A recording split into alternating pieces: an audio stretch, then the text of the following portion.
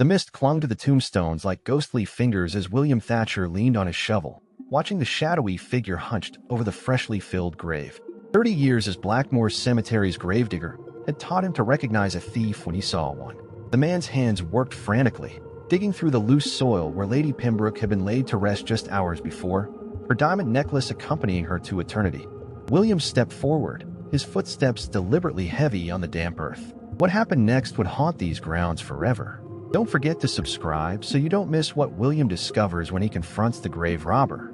The moonlight caught the edge of William's shovel as he approached, his weathered face set in grim determination. At 57, his back ached from decades of digging graves in Blackmoor Cemetery, but he moved with the quiet authority of a man who had made peace with death long ago.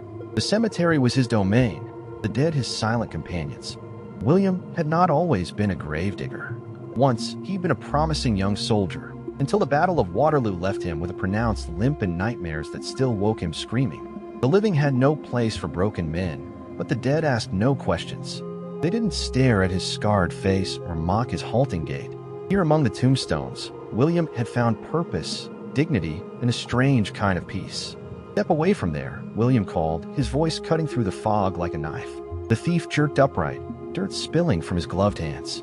In the dim light, William recognized Constable Hargrove's son, Edmund, a young man whose fine clothes and sneering demeanor had always rankled. "Old Thatcher," Edmund laughed, brushing soil from his expensive coat. "What perfect timing. Save me the trouble of digging deeper, will you? There's a good fellow." William's grip tightened on his shovel. "That's Lady Pembroke's resting place. You'll not disturb her." Edmund's smile turned cruel. "And who's to stop me? A crippled gravedigger. My father runs this parish, old man." Several gentlemen emerged from behind nearby mausoleums. Edmund's friends, all sons of influential families. They'd been watching, waiting for entertainment. "Look at him," Edmund gestured dramatically. "The great protector of Blackmoor's dead. Tell me, Thatcher, do they pay you extra to talk to them as well?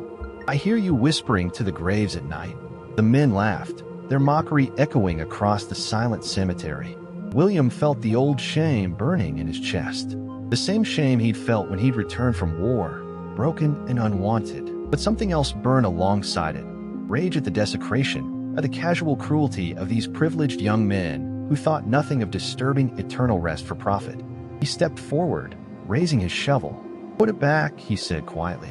"Whatever you've taken, put it back now." Edmund's laughter cut through the misty graveyard as he dangled Lady Pembroke's diamond necklace between his fingers, precious stones catching what little moonlight filtered through the fog. "Put it back? This bauble worth more than you'll earn in 3 lifetimes." Edmund stepped closer, towering over William. "Perhaps I should report you instead. The gravedigger, stealing from the dead. Who would believe your word against mine?" William's jaw tightened. The accusation hung in the air, poisonous and calculated. He'd seen this before, a powerful twisting truth to suit their purposes. "The dead deserve their peace," William said, his voice steady despite the tremor in his hands. Edmund's friends circled closer, their expensive boots crushing the flowers left by mourners. One of them, a red-haired man with a scar across his chin, snatched the shovel from William's grasp. "Look at this, lads. His mighty weapon." He swung it mockingly, nearly striking William's face. "What else does our cemetery guardian hide, I wonder?" They began rifling through William's coat pockets, pulling out his meager possessions, a worn prayer book, a small knife for cutting roots, a folded letter yellowed with age. Edmund grabbed the letter, unfolding it with theatrical flourish. "My dearest William," he read aloud, mimicking a woman's voice. "Even as the battlefield claims you." He stopped, his eyes widening with malicious delight. "Oh, a love letter from a dead woman. How fitting for our gravedigger." William lunged forward. "That's private." The red-haired man shoved him backward, sending William sprawling onto Lady Pembroke's disturbed grave. Pain shot through his bad leg as he landed awkwardly, mud soaking into his clothes. "Private? Nothing's private for the likes of you," Edmund sneered, continuing to read the intimate words aloud while his friends howled with laughter. William struggled to his feet, dignity in tatters, as Edmund finished the letter with a theatrical bow. The young man then crumpled the precious paper and tossed it into a puddle. "Now," Edmund said, his voice hardening, "about this necklace. I think we need insurance that you'll keep your mouth shut." He nodded to his companions, who grabbed William's arms. The red-haired man produced a flask, forcing it between William's lips. The burning liquid, cheap gin laced with something bitter, spilled down his throat. They poured more over his clothes. "Perfect," Edmund declared. The drunk gravedigger, desecrating graves in his stupor. "That's what everyone will believe when we're through." They dragged William to the cemetery tool shed, throwing him inside among the shovels and picks. The door slammed shut, a heavy lock clicking into place. "Sleep well with your precious dead," Edmund called through the door. "We'll be back tomorrow night for the Montgomery crypt. I hear old Lord Montgomery was buried with his military medals, pure gold, they say." William listened to their retreating laughter, the gin burning in his stomach. In the darkness, he felt along the rough wooden walls until his fingers found a loose board. He pulled it aside, revealing a small hidden compartment. From within, he withdrew a leather-bound journal filled with meticulous notes, dates, names, burial locations, and items interred with the deceased. 30 years of detailed records, written in a flowing script that would have surprised anyone who thought the gravedigger barely literate. Beside the journal lay something else, a small brass key attached to a tarnished military insignia. William turned it over in his palm, remembering. Before Waterloo, before the grave-digging, he had served in a different capacity. Not just as a soldier, but as something more specialized, something that had taught him patience, observation, and the art of moving unseen. "You've chosen the wrong cemetery, Edmund Hargrove," William whispered, his voice steadier now. "And the wrong man to underestimate." From the shadows of a nearby mausoleum, Inspector Blackwood observed the confrontation. His gloved hand tightened around his walking stick as he made mental notes. "Interesting," he murmured. "The gravedigger has secrets worth investigating." William waited until the sounds of Edmund and his companions had faded completely into the night. The gin they had forced down his throat burned, but his mind remained clear. Years of discipline had taught him how to appear affected while maintaining control. He examined the lock from inside, a simple mechanism he could have picked in seconds with the right tools. Fortunately, he didn't need to. William reached into his boot and extracted a slender metal pick he kept hidden since his military days. Old habits died hard, and in his former life, preparation had meant survival. "Amateurs," he muttered, working the lock with practiced precision. Within moments, he heard the satisfying click of the mechanism releasing. The cemetery lay silent under the pale moonlight as William emerged from the shed. He moved with a fluidity that belied his limp, staying close to the shadows of monuments and trees. His years as a scout behind enemy lines in the Napoleonic Wars had taught him how to become invisible, how to read terrain and use it to his advantage. First, he retrieved Lady Pembroke's letter from the puddle, carefully drying it against his shirt. Then he made his way to his small cottage at the edge of the cemetery grounds. Inside, he changed into dry clothes and opened a weathered trunk beneath his bed. The trunk contained relics of his former life, a military uniform folded with precision, several medals he never displayed, and a wooden box containing tools of a different trade. William selected a small leather case and opened it to reveal a set of lock picks, a collapsible spyglass, and several other implements that no ordinary gravedigger would possess. "Time to remind myself who I was before Waterloo," he whispered, strapping a thin knife to his forearm.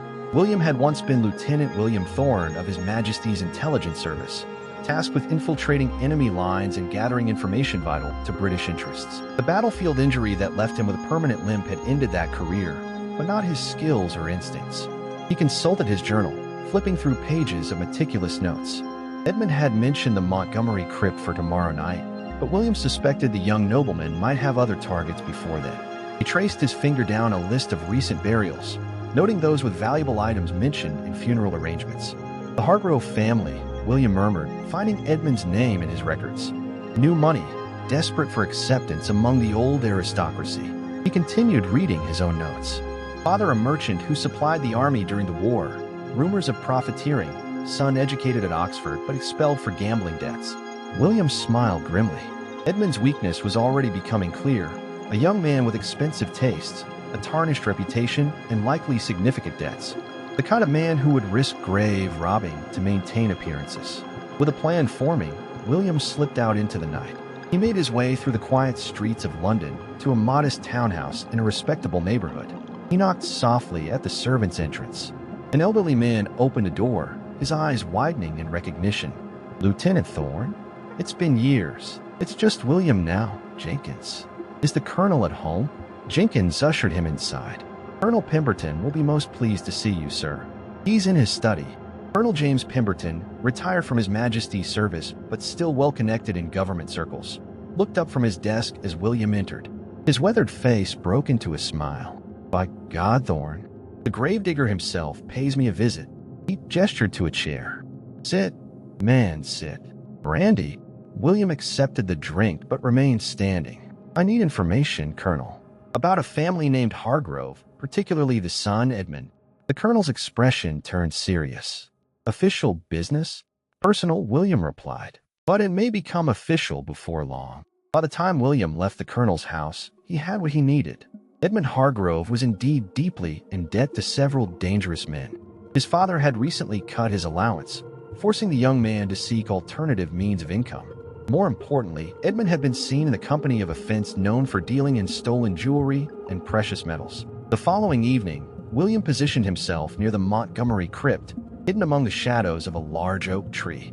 He had spent the day preparing, including a visit to Inspector Blackwood's office where he had left a sealed note to be opened if he didn't return by morning. As expected, Edmund and his companions arrived shortly after midnight. This time, there were 4 of them, including a new face, a thin man with spectacles who carried a leather satchel. "Hurry up, Simmons," Edmund hissed as the thin man worked on the crypt's lock. "We need those medals before dawn." William watched them enter the crypt before making his move. He circled around to the entrance, where one man stood guard. With silent efficiency, William approached from behind and pressed his knife against the man's throat. "Not a sound," he whispered, "unless you wish to join the residents of this cemetery permanently." The guard froze as William bound his hands and gagged him with practiced ease. Then, William slipped into the crypt. Inside, lantern light revealed Edmund and his companions prying open Lord Montgomery's coffin. The thin man, Simmons, was directing them with unusual authority. "Careful with the lid, you fools. The medal should be on his chest." According to tradition, William stepped forward, his own lantern raised. "Good evening, gentlemen. I believe you're trespassing." The men spun around, Edmund's face contorting with rage and surprise.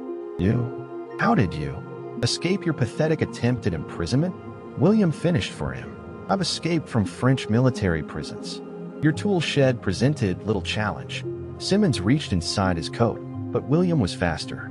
His knife flew through the air, pinning Simmons' sleeve to the wooden coffin lid. "I wouldn't," William said calmly. "Now, Mr. Hargrove, I believe we have matters to discuss." Edmund's companions looked to him uncertainly. "He's just a gravedigger," one muttered. "Is he?" Simmons said, his voice suddenly tense. "Look at how he threw that knife. Look at his stance. This is no ordinary gravedigger." William smiled coldly. "Perceptive, Mr. Simmons. Or should I say, Mr. Simonson of the Continental Trading Company? A business that serves as a convenient front for moving stolen goods across the channel." Simmons paled visibly, while Edmund looked between them in confusion. "What's he talking about?" Edmund demanded. "Your new friend here isn't just interested in Lord Montgomery's medals," William explained. "He's been using desperate young noblemen like yourself to locate valuable items throughout London cemeteries. Items he can sell abroad with no questions asked." William turned to Simmons. "How many others have you recruited? How many graves desecrated to fund your operation?" Before Simmons could answer, the sound of approaching footsteps echoed outside the crypt. Inspector Blackwood appeared at the entrance, flanked by 2 constables. Well, the inspector said, surveying the scene. "It seems your information was correct, Mr. Thorne." Edmund's face drained of color. "Thorne. Lieutenant William Thorne, formerly of His Majesty's Intelligence Service," Blackwood explained. "And still, it seems, serving the crown in his own way." As the constables took the grave robbers into custody, Blackwood pulled William aside. "An interesting evening's work. Colonel Pemberton sends his regards, by the way. Mentioned something about still watching over his best agent." William nodded, understanding the subtle message. His old commander had been keeping tabs on him all these years, offering invisible protection from the shadows. "The colonel always did have impeccable timing," William replied. "Indeed," Blackwood agreed. "Though I'm curious, how did you know Simmons was the real target, not just young Hargrove?" William smiled slightly. "In my experience, Inspector, those who appear to follow often lead. Edmund was too reckless, too public in his desperation. Someone more calculating was using him as a tool. And in my former profession, identifying the puppet master was always more important than catching the puppet." As dawn broke over the cemetery, William returned to his cottage, his secret once again secure, but his purpose renewed. The dead would rest undisturbed under his watch, and perhaps, in protecting them, he had found a new way to serve. What about you? I'd love to know where you're watching this story from. Comment below and let me know what part of the world you're enjoying this tale from. The following morning, a letter arrived at William's cottage. Inside, sketches of his military operations and a note. Lieutenant Thorne, your gravedigger disguise ends now. The Montgomery crypt was merely bait. Meet me at dusk, where these documents reach the French. William stared at the letter, his fingers tracing the detailed sketches of operations only a handful of people should have known about. The handwriting was unfamiliar, but the knowledge displayed was intimate. Locations of covert missions, names of agents, dates of operations that had never appeared in any official record. Someone had been collecting information on him for years. He folded the letter carefully and placed it in his pocket. The Montgomery crypt had indeed been bait, but not in the way he'd initially thought. Simmons wasn't the mastermind. He was another pawn, positioned to draw William out into the open. As dusk approached, William prepared methodically. He retrieved a small wooden box from beneath a loose floorboard in his cottage. Inside lay remnants of his former life, a well-maintained pistol, lockpicks, a compass with a hidden compartment, and a small vial of clear liquid. He dressed not as the gravedigger, but as himself, Lieutenant William Thorne, in a simple but well-tailored suit that allowed freedom of movement. The letter hadn't specified a meeting place, which meant only one location made sense: the Montgomery crypt itself. Whoever had sent the message wanted to return to the scene, perhaps to demonstrate their power over the situation. William arrived at the cemetery as the last rays of sunlight disappeared behind the horizon. He approached cautiously, using the tombstones and mausoleums for cover. The cemetery was different at dusk. Shadows lengthened, creating perfect hiding places for those who wished to remain unseen. As he neared the Montgomery crypt, he noticed Inspector Blackwood waiting by the entrance, alone and unarmed. "Inspector," William acknowledged, keeping a safe distance. "I didn't expect to see you here." Blackwood's expression remained neutral. "I received information about another potential disturbance at this location, though I admit I'm surprised to see you dressed so formally. Are you here officially?" William asked, studying the inspector's face for any sign of deception. "Not exactly," Blackwood replied. "The information came through unusual channels. I thought it prudent to investigate personally before involving the department." William nodded slowly. "I received a similar invitation, though mine came with certain historical documents that should not exist." A twig snapped somewhere behind them. Both men turned sharply toward the sound. "We're being watched," William whispered. "How many men did you bring with you, Inspector?" "None," Blackwood answered. "As I said, this is unofficial." William's instincts screamed danger. "Then I suggest we move inside the crypt. Better to control the environment than be exposed here." They entered the Montgomery crypt, its interior now eerily familiar to William. The marble sarcophagi stood silent and undisturbed after the previous night's events. William positioned himself with his back to a wall, maintaining clear sight lines to both the entrance and the deeper recesses of the crypt. "You seem unusually tense, Lieutenant," Blackwood observed. "With good reason," William replied. "Someone has been collecting information on my past activities for years. Information that could see me hanged as a traitor if it fell into the wrong hands, or if the right ones, depending on one's perspective." Came a new voice from the entrance. A tall figure stepped into the crypt, silhouetted against the fading light outside. As he moved forward, William recognized the distinguished features of Colonel Pembrooke, his former commander, mentor, and the man who had saved his life more than once during the war. "Colonel," William acknowledged, not lowering his guard. "I thought you'd retired to your estate in Sussex." "Retirement never suited me," Pemberton said with a thin smile. "Much like it doesn't suit you, hiding away as a gravedigger when England still needs men of your talents." William's eyes narrowed. "You sent the letter." "I orchestrated this entire affair," Pemberton confirmed. "Simmons, Edmund, even the timing of Inspector Blackwood's arrival last night, all to confirm what I already suspected, that you haven't lost your edge." "To what end?" William demanded.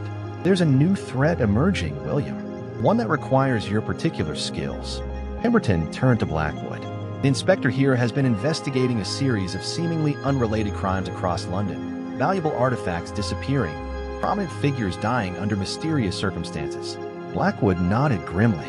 "We've found connections to foreign agents operating within our borders, but they're elusive, always one step ahead of conventional law enforcement. Because they're being protected by someone within the government itself," Pemberton added. "Someone with access to our intelligence networks and the authority to redirect investigations." William absorbed this information, his mind already analyzing the implications. And you need someone who operates outside official channels, someone who can move in shadows where even you cannot go. Precisely, Pemberton confirmed. But I needed to be certain you were still capable. Hence this elaborate test. The sound of multiple footsteps suddenly echoed from outside the crypt. William tensed, his hand moving to his concealed pistol. "Are those your men, Colonel?" he asked sharply. Pemberton's expression changed to one of concern.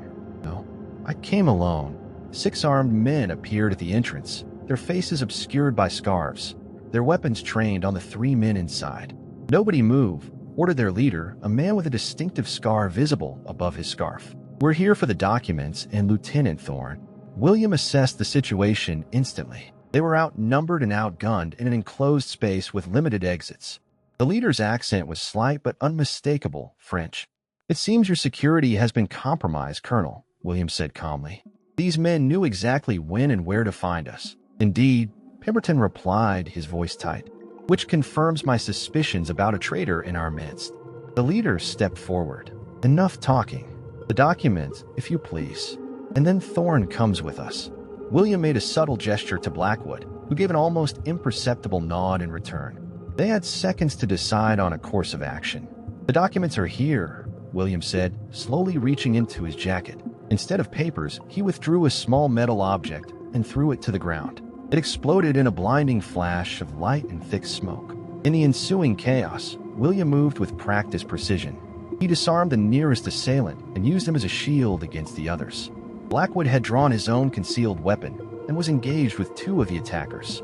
As the smoke began to clear, William found himself face to face with the scarred leader, who held Colonel Pemberton at gunpoint. "A valiant effort, Lieutenant," the man said coldly. "But now you have a choice to make. Surrender yourself, or watch your former commander die before we take you anyway." William stood perfectly still, the pistol in his hand unwavering, as he faced the most impossible decision of his life. Time seemed to slow as William assessed his options. The scarred leader's finger tightened on the trigger, pressing against Pemberton's temple. In that moment, William recognized something in the man's eyes. Not just determination, but a flicker of personal vendetta. "You're not here on orders," William said calmly. "This is something else." The scarred man's eyes narrowed. Perceptive, as they said. "Yes, Lieutenant Thorne. Do you remember Marseille, 1812? The French intelligence officer you eliminated to protect British shipping routes?" Recognition dawned on William's face. "Henri Rousseau. Your brother. My twin," the man snarled. "I am Jacques Rousseau, and I've waited years for this moment." Colonel Pemberton, despite the gun at his head, spoke with remarkable composure. "Rousseau was a double agent working against French interests. We had proof he was selling naval positions to multiple bidders." "Lies," Jacques hissed. "British lies to justify murder." William kept his weapon steady. "If it's me you want, then take me. But release the Colonel and Inspector Blackwood." Jacques laughed bitterly. "So noble. But I want more than your life, Thorne. I want you to suffer as I have, to lose everything before you die." In that instant, William noticed Inspector Blackwood had positioned himself behind one of the stone sarcophagi, out of Jacques' line of sight. Their eyes met briefly, a plan forming without words. "There's something you should know about your brother," William said, deliberately drawing Jacques full attention. "The intelligence he sold resulted in the deaths of 12 French sailors. Your own countrymen." Jacques' hand trembled slightly. "Another lie. The documents are in my coat," Pemberton interrupted. "The original intelligence reports. We brought them as part of Thorne's briefing." Jacques' momentary confusion was all they needed. Blackwood emerged from behind the sarcophagus, firing a single shot that struck Jacques in the shoulder. The Frenchman's gun discharged, the bullet grazing Pemberton's ear as he twisted away. William lunged forward, tackling Jacques to the ground. The remaining assailants, seeing their leader fall, retreated toward the entrance, only to find themselves surrounded by British officers who had been stationed nearby as a contingency. As William subdued Jacques, the Frenchman laughed through his pain. "You think you've won? Your government is rotting from within. The traitor who gave us your location sits at the highest levels." Pemberton pressed a handkerchief to his bleeding ear. "And thanks to your arrogance, we now have proof of his identity." Jacques' face fell as Pemberton withdrew a small recording device from his boot. "Technology borrowed from our American friends," the colonel explained. "Your contact's name is preserved for posterity." Later, as dawn broke over London, William stood with Pemberton and Blackwood in the cemetery grounds. The French agents had been taken into custody, and Jacques Rousseau faced a lifetime in prison. "Lord Harrington," William said quietly. "The Foreign Secretary himself is the traitor." Pemberton nodded grimly. "Yes, a man I've called friend for 20 years. What happens now?" Blackwood asked. "Justice," but discreetly, Pemberton replied. "Harrington will resign, citing health concerns. A public scandal would damage national security and confidence." William frowned. He betrayed his country. People died because of his actions, and he'll pay for it, Pemberton assured him. His assets seized, his reputation destroyed in circles that matter. But some battles must be fought in shadows, not courtrooms. William understood the imperfect justice of their world. "And my role in all this? If you accept," Pemberton said, "you'll become our ghost, operating where we cannot, answering only to me." As the morning light illuminated the gravestones around them, William Thorne made his decision, stepping once more into the shadows where he belonged. 3 months after the Harrington affair, William Thorne settled into his new life with surprising ease. His modest flat in Kensington provided the perfect cover, an unremarkable man living an unremarkable life, at least to outside observers. Each morning began with a ritual: coffee at the corner cafe, newspaper review, and a casual scan for his contacts.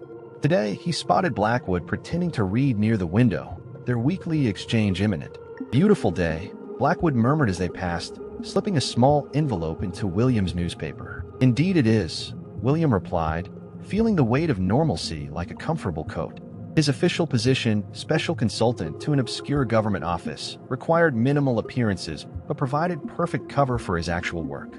3 successful operations had already been completed under Pemberton's direction, each one making Britain incrementally safer. That evening, as William prepared for dinner, he allowed himself a rare moment of contentment. The ghost that had haunted him since the war seemed quieter now. He had purpose again. The knock at his door came precisely at 8. He opened it to find a woman he'd never seen before, elegant, poised, with intelligent eyes that missed nothing. "Mr. Thorne," she said, her accent faintly Eastern European. "Colonel Pemberton sent me. We have a situation in Prague that requires your particular talents." She handed him a red envelope bearing an unfamiliar seal. "The game, it seems, is changing. If you enjoyed this thrilling tale, please subscribe to our channel for more exciting stories. Like this video and share your thoughts in the comments about what you think awaits William in Prague.